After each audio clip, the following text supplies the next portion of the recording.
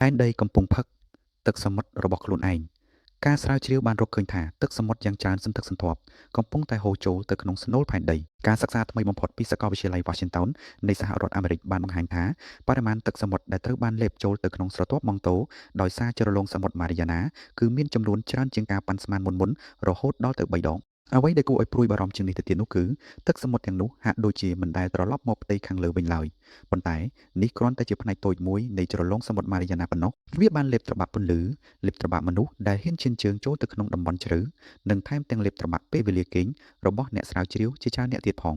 តើក្រពះរបស់វាមានទំហំធំប៉ុណ្ណាទៅនិយាយឲ្យងាយយល់ទៅប្រសិនបើទឹកនៅក្នុងមហាសមុទ្រប៉ាស៊ីហ្វិកស្រាប់តែរហួតអស់ភ្លាមៗនោះនាវាដែលកំពុងបើកបរចំពីលើជ្រលងសមុទ្រនេះនឹងធ្លាក់ចុះទៅក្រោមត្រង់ស្មើក្នុងចម្ងាយ 10.9 គីឡូម៉ែត្រតើចម្ងាយ 10.9 គីឡូម៉ែត្រនេះមានន័យដូចម្តេចវាគឺជាកម្ពស់ហោះហើរធម្មតារបស់យន្តហោះដឹកអ្នកដំណើរពាណិជ្ជកម្មនិយាយម្យ៉ាងទៀតជម្រៅដែលជ្រលងសមុទ្រនេះបានលាតសន្ធឹងនៅក្រោមបាតសមុទ្រគឺស្មើនឹងចម្ងាយដែលយន្តហោះកំពុងហោះហើរយ៉ាងខ្ពស់លើអាកាសធ្លាក់ទម្លុះមកដល់ដីអាចកំបាំងនៃទម្រង់ភូមិសាស្ត្រអ្វីដែលខុសប្លែកពីធម្មតានោះគឺហេតុអ្វីបានជាផែនដីបង្កើតឲ្យមានស្នាមប្រេះដ៏ជ្រៅហួសពីការស្មាននៅត្រង់ចំណុចនេះអ្វីដែលកាន់តែគួរឲ្យចាប់អារម្មណ៍ជាងនេះទៅទៀតនោះគឺនៅចម្ងាយប្រហែល200គីឡូម៉ែត្រទៅទិសខាងកើតនៃចំណុចដែលជ្រៅបំផុតរបស់ជ្រលងសមុទ្រមានកោះចំនួន15ត្រូវបានរៀបរយជាជួរយ៉ាងមានរបៀបរៀបចំជាខ្សែបន្ទាត់កោងដ៏ល្អឥតខ្ចោះមួយដែលមានទិសដៅស្របគ្នាទាំងស្រុងទៅនឹងជ្រលងសមុទ្រម្ខាងគឺជាស្នាមរបួសដ៏ជ្រៅបំផុតរបស់ភពផែនដីហើយម្ខាងទៀតគឺជាខ្សែសង្វាក់កោះដែលតភ្ជាប់គ្នាហាក់ដូចជាត្រូវបានគេយកមកដាក់ដោយចេតនានេះមិនមែនជារឿងចៃដន្យឡើយជ្រលងសមុទ្រនិងកោះទាំងនេះតាមពិតទៅគឺជាលទ្ធផលពីរខុសគ្នាចេញពីព្រឹត្តិការណ៍តែមួយហើយព្រឹត្តិការណ៍នោះ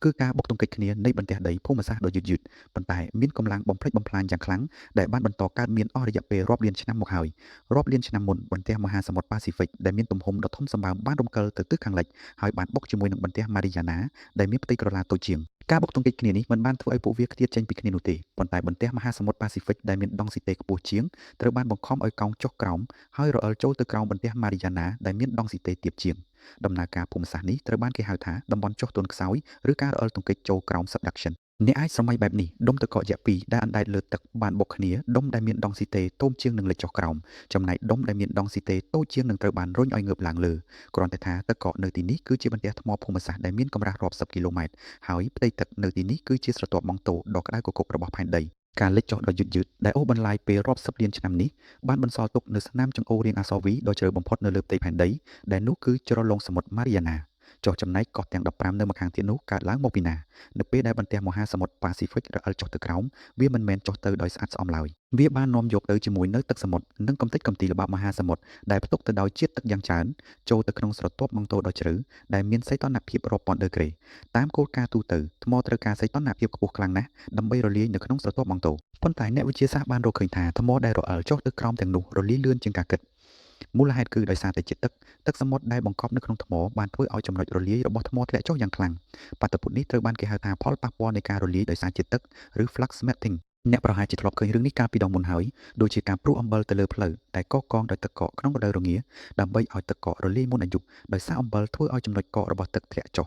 អ្វីដែលកើតឡើងនៅក្រោមជ្រលងសមុទ្រ Mariana គឺគោលការណ៍ដូចគ្នានេះប៉ុន្តែក្នុងកម្រិតភូមិសាស្ត្រដ៏ធំសម្បើមម៉ាក់ម៉ាដែលរលាយរួចមានសីតុណ្ហភាពកាន់តែខ្ពស់និងដង់ស៊ីតេកាន់តែតូចវាក៏ចាប់ផ្ដើមហក់ឡើងលើជាបន្តបន្ទាប់ហើយចុងក្រោយក៏បានផ្ទុះឡើងពីបាតសមុទ្រនៃបន្ទះ Mariana អស់រយៈពេលរាប់លានឆ្នាំមកនេះម៉ាក់ម៉ាបានផ្ទុះឡើងម្ដងហើយម្ដងទៀតភ្នំភ្លើងបានកកងពីមួយស្រទាប់ទៅមួយស្រទាប់ហើយចុងក្រោយបានបង្កើតជាជួរភ្នំដ៏ធំសម្បើមនៅបាតសមុទ្រនៅពេលដែលកំពូលភ្នំភ្លើងដែលខ្ពស់ជាងគេបានលេចចេញផុតពីផ្ទៃទឹកនោះប្រជុំកោះ Mariana ក៏បានចាប់កំណើតឡើងដូច្នេះខ្សែសង្វាក់កោះដែលស្របគ្នានោះមិនមែនជារឿងចៃដន្យឡើយផែនដីម្ខាងជីករណ្ដៅម្ខាងទៀតពូនភ្នំជ្រលងសមុទ្រនិងប្រជុំកោះតាមពិតទៅគឺជាផ្ទៃពីរនៃកៈតែមួយដែលកើតចេញពីការបុកទង្គិចគ្នានៃបន្ទះដីភូមិសាស្ត្រដំណើរផ្សងព្រេងទៅកាន់ចំណុចជ្រៅបំផុតនៃពិភពលោកប៉ុន្តែនេះគ្រាន់តែជាភាពអស្ចារ្យនៅខាងក្រៅប៉ុណ្ណោះអ្វីដែលធ្វើឲ្យមនុស្សស្ញប់ស្ញែងបំផុតនោះគឺចំណុចនៅចុងខាងត្បូងបំផុតនៃជ្រលងសមុទ្រដែលគេហៅថាជ្រលង Challenger ឬជាភាសាអង់គ្លេស Challenger Deep ហេតុអ្វីបានជាទីនេះជ្រៅជាងតំបន់ដទៃទៀតនៃជ្រលងសមុទ្រខ្លាំងម្ល៉េះជ្រៅដល់កម្រិតណា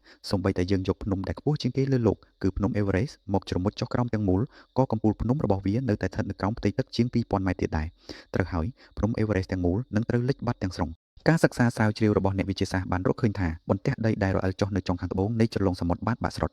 បន្ទាប់ពីបាក់ស្រុតវាក៏បាត់បង់ការទ្រទ្រង់ពីរចនាសម្ព័ន្ធទាំងមូលដោយមិនរងការទប់ពីបន្ទះដីដើមទៀតឡើយហើយវាបានធ្លាក់ចុះទៅក្នុងស្រទាប់ម៉ង់តូស្ទើរតែក្នុងខ្សែបន្ទាត់ត្រង់ស្មើ បន្ទះដីនៅក្នុងតំបន់ធម្មតាគឺរអិលចុះទៅក្នុងស្រទាប់ម៉ង់តូក្នុងលក្ខណៈត្រេតៗប៉ុន្តែដុំថ្មនៅក្រោមជ្រលងចលនាជឿនេះគឺធ្លាក់ចុះទៅក្រោមត្រង់ចំហតែម្ដងចំណុចដែលជ្រៅបំផុតនៅលើភពផែនដីនេះតាមពិតទៅគឺជាស្នាមរបួសដ៏អមតៈដែលបន្សល់ទុកដោយដុំថ្មដ៏ធំមួយដែលកំពុងធ្លាក់ចុះទៅកាន់ស្នូលផែនដីតើមនុស្សលោកហ៊ានធ្វើដំណើរទៅដល់ទីនោះដែរឬទេគឺថាហ៊ាននៅឆ្នាំ1960មនុស្សពីរនាក់បានធ្វើវាបានសម្រេចនោះគឺលោក Jacques Piccard និងលោក Don Walsh ពួកគាត់បានធ្វើដំណើរតាមឧបករណ៍មួយទឹកជម្រៅជ្រៅដែលមានឈ្មោះថា 3S ការរចនារបស់វាបានផ្លាស់ប្ដូរការយល់ដឹងរបស់មនុស្សទូទៅចំពោះនាវាមួយទឹកទាំងស្រុងនាវាមួយទឹកធម្មតាប្រើប្រាស់ខ្យល់បង្រួមដើម្បីបង្កើតកម្លាំងអណ្ដែតប៉ុន្តែនៅជម្រៅនៃជ្រលងចលនាជើសម្ពាធទឹកនឹងធ្វើឲ្យបន្ទប់ខ្យល់ណាមួយត្រូវកំទេចភ្លាមហើយដូច្នេះហើយនាវា 3S បានបំពាក់នៅបំពង់អណ្ដែតយក្សដែលមានជញ្ជាំងស្តើងប្រវែង15ម៉ែត្រដែលផ្ទុកទៅដោយសាំងយន្តហោះចំនួន 1.21 លានលីត្រដោយពឹងផ្អែកលើភាពខុសគ្នានៃដង់ស៊ីតេរីវដើម្បីបង្កើតកម្លាំងអណ្ដែតតើអ្នកបើកបរទាំងពីរនាក់ស្នាក់នៅឯណា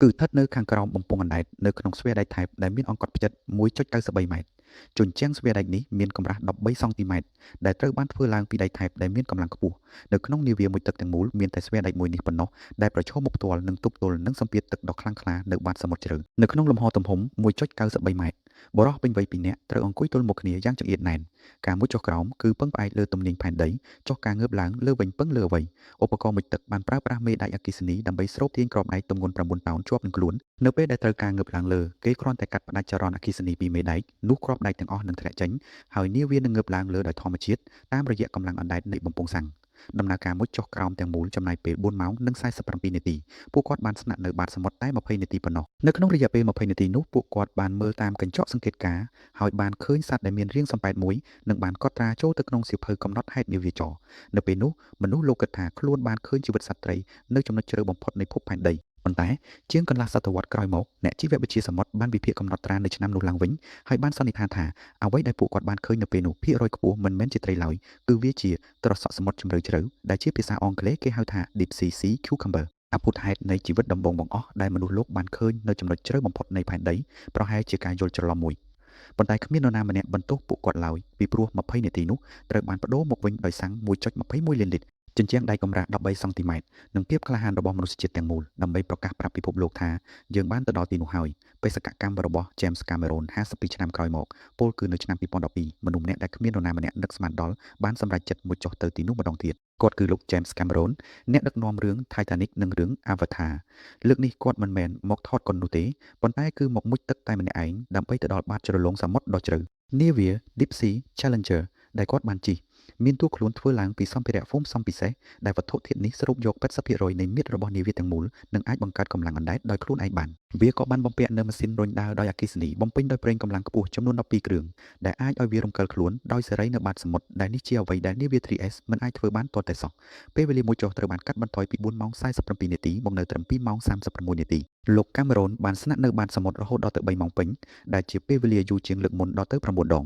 គាត់បានថតវីដេអូកម្រិត 3D ពេញមួយដំណើរការនិងបានព្យាយាមបញ្ជាដៃយន្តដើម្បីប្រមូលយកគំរូថ្មពីបាតជ្រលងចលនាជើប៉ុន្តែជ្រលងសមុទ្រមិនបានធ្វើឲ្យគាត់សមបំណងឡើយសម្ពាធទឹកដែលខ្លាំងហួសពីការស្មានបានធ្វើឲ្យខូចប្រព័ន្ធធារាសាស្ត្រហៃដ្រូលីកនៃដៃយន្តធ្វើឲ្យដៃយន្តត្រូវទន់ខ្សោយទាំងស្រុង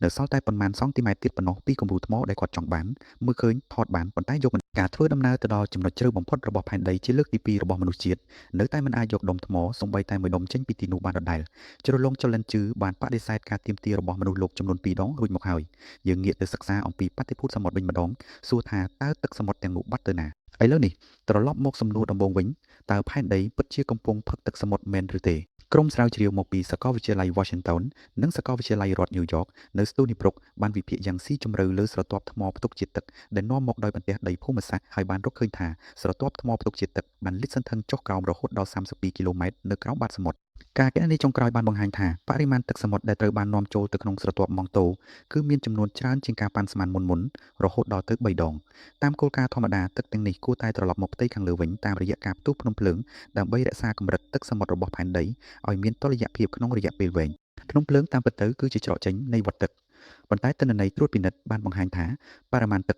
ដែលភ្នំភ្លើងភាយចេញមកគឺមានចំនួនតិចជាងឆ្ងាយបើធៀបនឹងបរិមាណទឹកដែលស្រទាប់ម៉ង់តូបានលាបចូលទៅតើបរិមាណទឹកដែលខ្វះខាតនោះបាត់ទៅណាគ្មាននរណាម្នាក់ដឹងឡើយ